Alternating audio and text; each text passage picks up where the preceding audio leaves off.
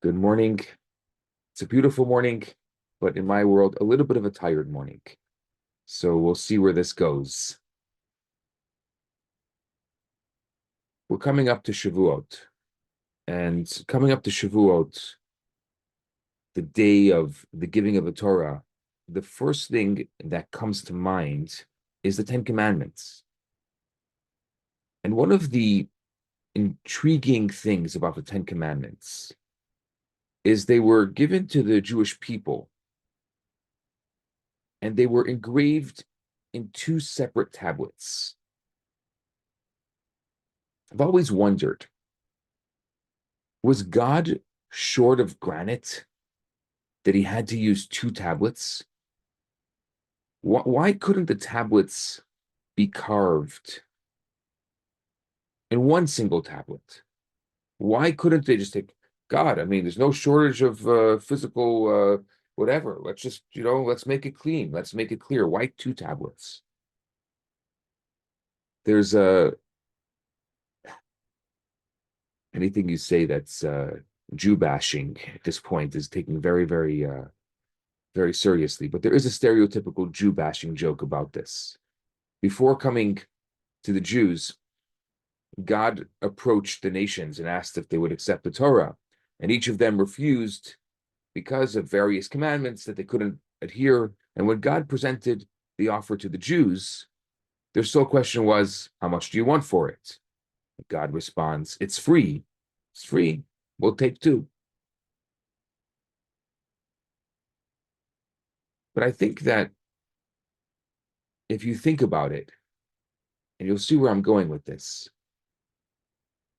if you think about the need for two tablets, there's a lot to unpack within that. The rabbis in the Midrash proposed a novel answer. The Ten Commandments, they said, were engraved onto two tablets, 5 commandments on each stone, so that they would be read in two directions, from top to bottom or from side to side. So the simplest way to read its commandments, and what most people do, of course, is top to bottom, right? On the first stone, it says, I am the Lord your God who has taken you out of Egypt. Number 2 is, the 10 Commandments, right? Number 2 is, you shall have no other gods. Number 3, you should not swear in vain, swear in God's name in vain. 4 is, remember the Shabbat. Number 5 on the bottom of the first tablet is, honor your father and mother. And then on the top of the sixth tablet, at the top of the second tablet, you have, you shall not murder. You shall not commit adultery is number 7. You shall not steal. You shall not bear false witness, and you shall not covet your fellow.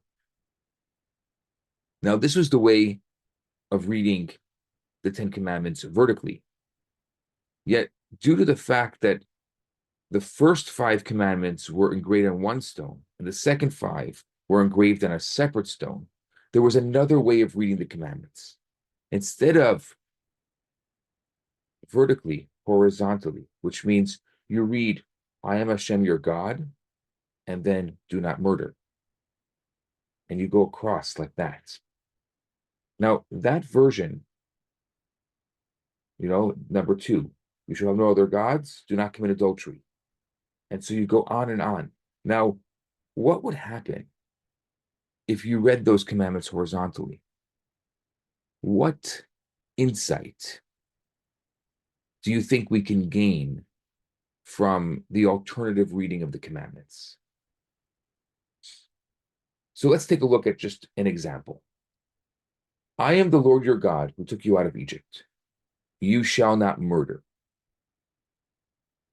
The significance of this horizontal reading from a historical, from a political, from a religious standpoint cannot be overstated. Think about it. You know where I'm going with this. It embodies one of the most stunning aspects of Judaism. What is at stake in this reading is nothing less than the future of human civilization.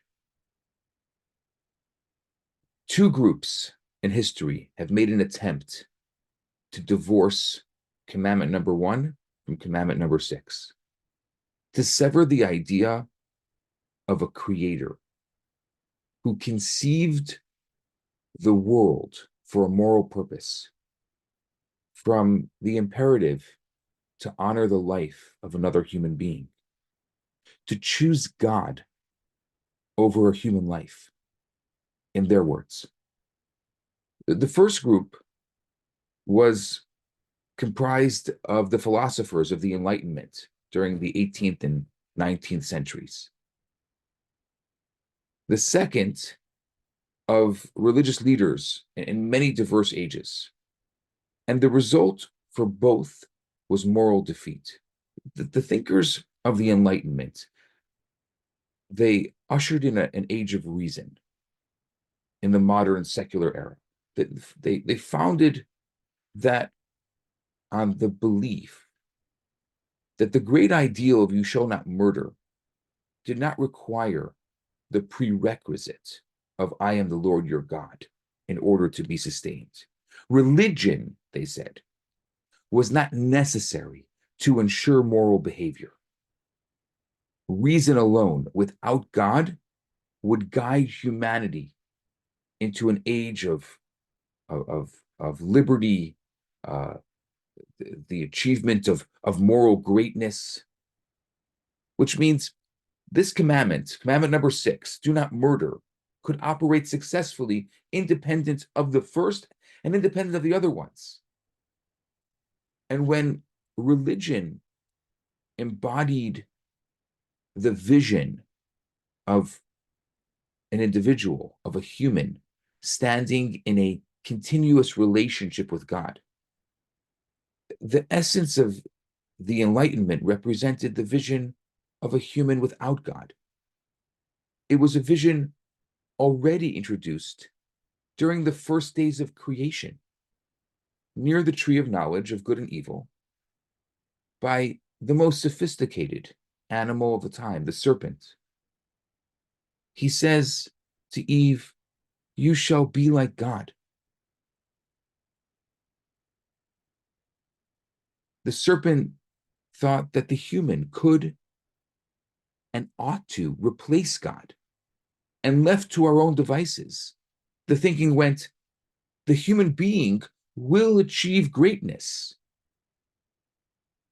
But the Holocaust spelled an end of this grand faith and the promise of human progress based on human reason. In Auschwitz, and I'm sorry to use this example, but it just brings it home in a unique way.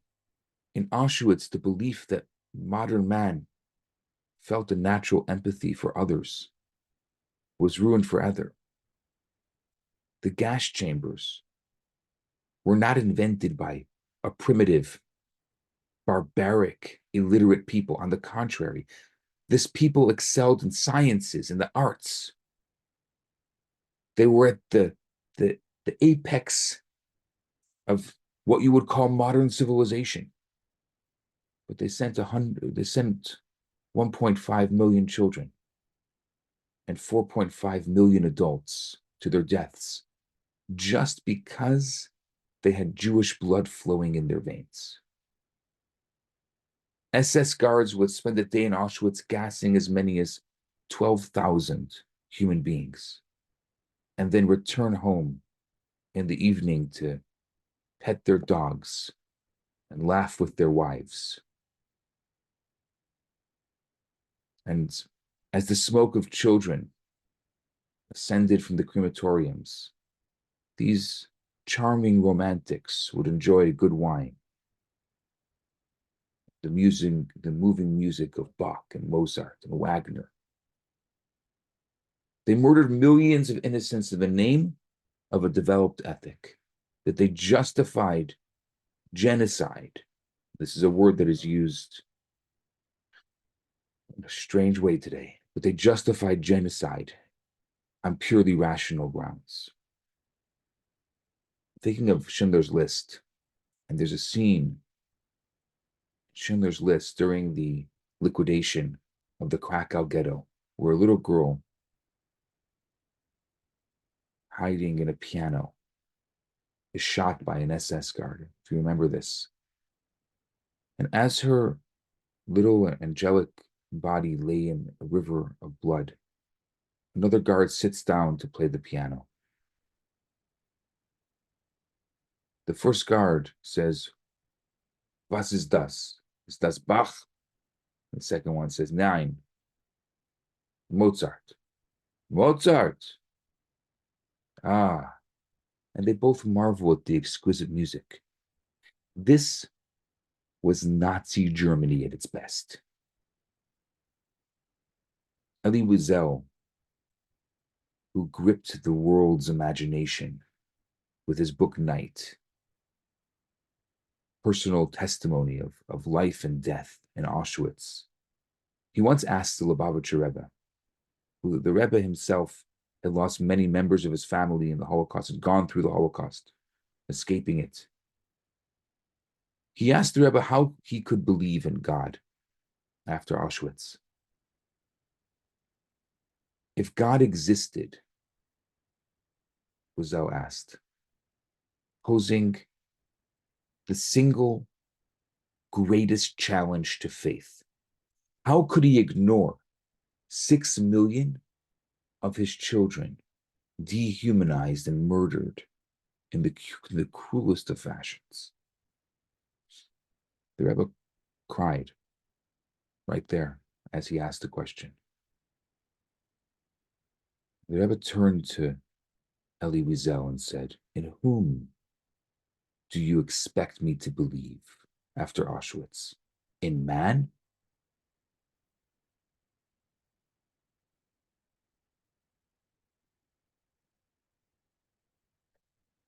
I think this is one of the lasting legacies of Auschwitz. If there's any faith at all left after the extermination of 6 million people, then it needs to glean its vitality from something transcending the human rationale and its properties. If morality is left to be determined exclusively by the human mind, then it can become morality that justifies the guillotine, the gulag, or the gas chamber.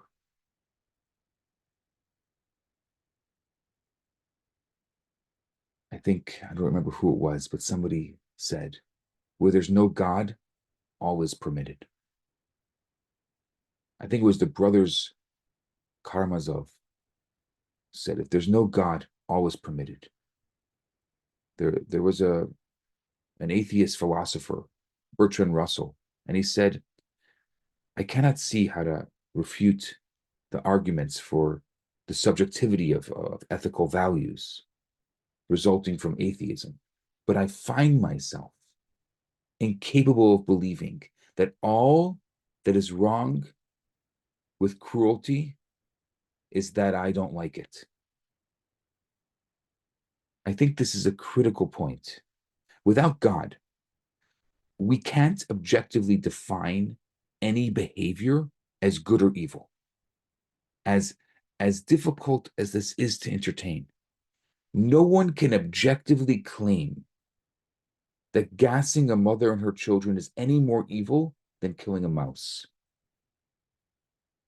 It's all a matter of taste, of opinion. The validity and effectiveness of "you shall not murder" can be sustained only if it's predicated on the foundation of faith in a universal moral creator who gave humanity an absolute and unwavering definition of what is good and what is evil.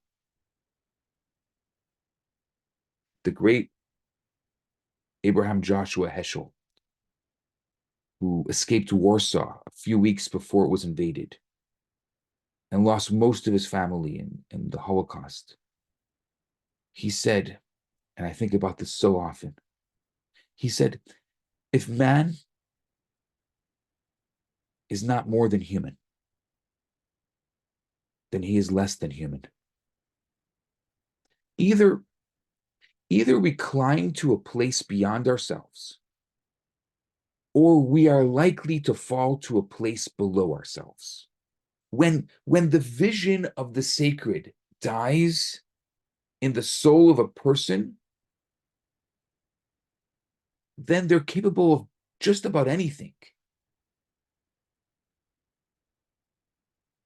But this is far from the whole picture. So that was enlightenment. And enlightenment abandoned commandment number 1 in favor for number 6. And you see what happened as a result.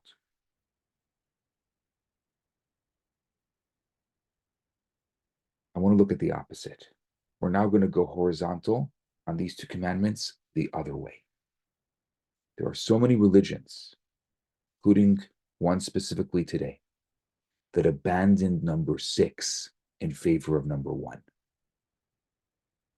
There have been a belief, there is a belief, that as long as you believe in God or in Allah, you can kill and maim whoever you brand an infidel. Whether it's a business executive in New York or a teenager eating a slice of pizza in Jerusalem, or a child on their first day of school in Beslan, commuter in Madrid, a tourist in Bali, Chabad rabbi in Rebbitzin in Mumbai. If a person is not the member of your faith, then God wants them to die. For the religious fundamentalists, I am the Lord your God has nothing to do with you shall not murder. This is the greatest perversion of faith that exists. When there's thousands that can rejoice gleefully in the torture of Jewish babies and the rape and the beheading of Jewish women, as the Hamas monsters did just 8 months ago, while millions of others celebrated. It's the most vile desecration of Allah. Faith does not inculcate its followers with the sanctity of every single human life. It desecrates and it erodes the very purpose of faith. The purpose of faith is to elevate the human person to a state beyond personal instinct and personal prejudice. If you delete "you shall not murder" from religion, then you have detached yourself from "I am the Lord your God." To believe that God means to honor the life of every person created in the image of God. Take a look at the juxtaposition of these 2 commandments. You thought they were just 2 random commandments. We used to look at them vertically. We look at them horizontally now. It's telling us that you can't believe in God and murder at the same time. And if you believe that taking the life of another human is wrong, not just because you lack the means or the motive to do so, or you're afraid of ending up in jail, but because you recognize the transcendent, beautiful value of life. That's just another way of saying you believe in God.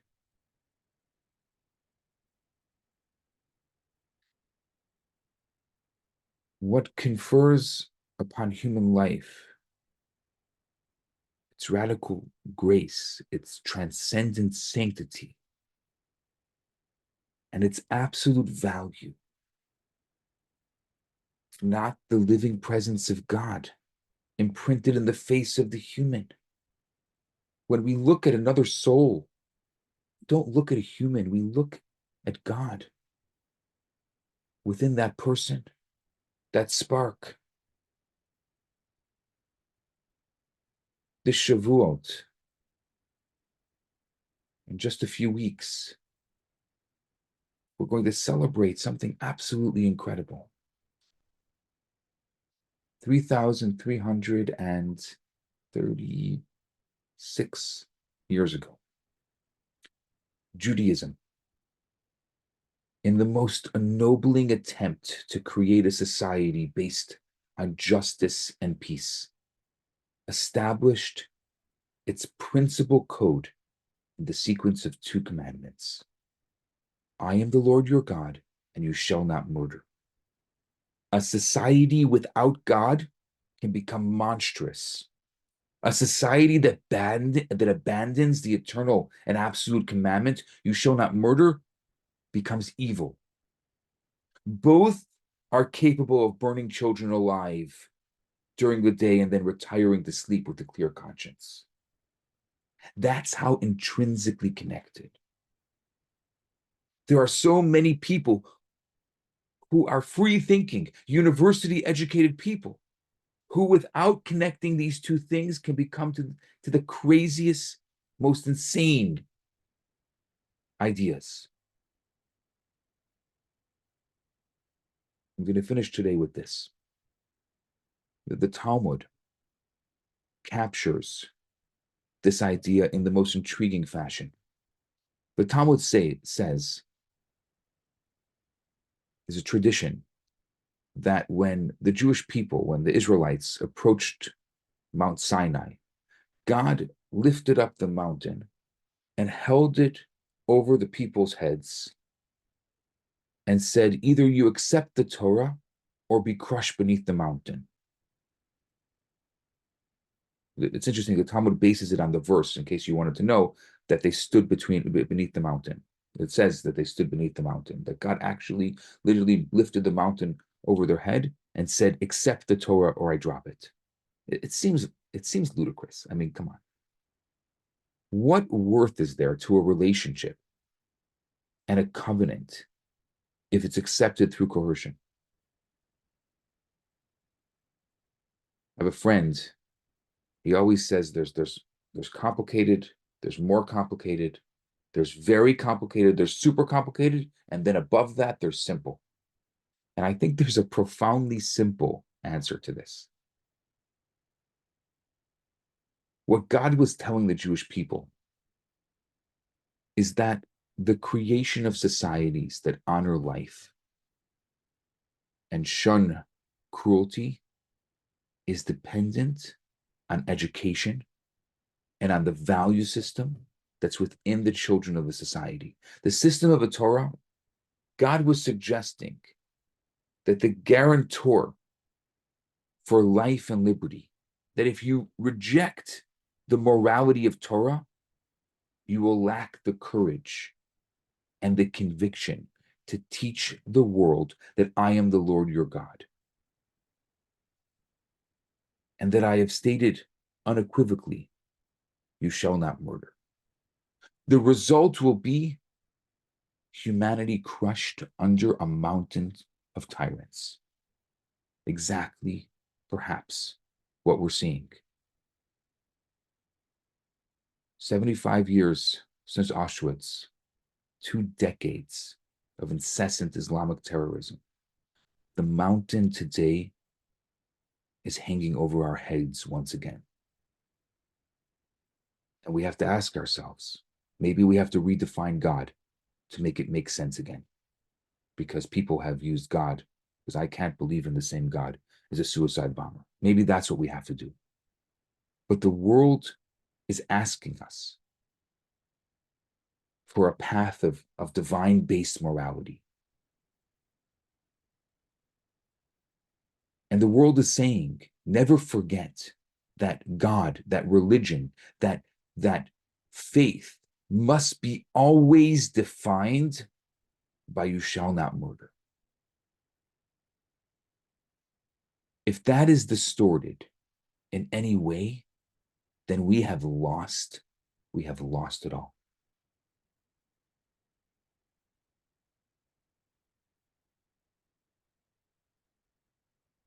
Hashem should bless each and every one of us, that somehow in the mess of this world, that we should start being able to define through our own independent and critical thinking. We should start to be able to see some type of moral clarity. I don't expect that we'll be able to win a war, or we'll be able to, I'm saying a war of words, God willing, or that no one, there should be an era of peace. But I don't think we're going to be able to win the war of words. But what we can do is we could take this as a lesson for ourselves. We can bring Shavuot. I know you're going to say, oh, you said this about every holiday this year, but it's true that the holidays keep on coming, and they come in a very different way. They hit in a very different way this year than they've ever hit. Shavuot existed last year, but I don't know. I this is what I've been thinking about, and I think it's so different than the way I thought about Shavuot last year. The world is asking us for moral clarity. The world is asking us to look at the Ten Commandments horizontally. The world is asking us to explain why I am Hashem, your God, who took you out of the land of Egypt, is directly connected to you shall not murder. And they're one the same. I don't care if you start from I am Hashem, your God, or you start from do not murder. They are one the same. And if you separate them, we now see what it looks like. We've seen it for the past 80 years, and we see it again, because most of us weren't there 80 years ago. And we didn't see it with our own eyes, but we see it now with our own eyes. And I think this is a wake-up call for us to talk about it, to make sure that it's ingrained in our hearts and souls, and then be able to know it so well, so simply, that we can share it with others, because this is what the world needs. I think we'll, if you'll permit me, maybe we'll continue talking about this as we get closer to Shavuot.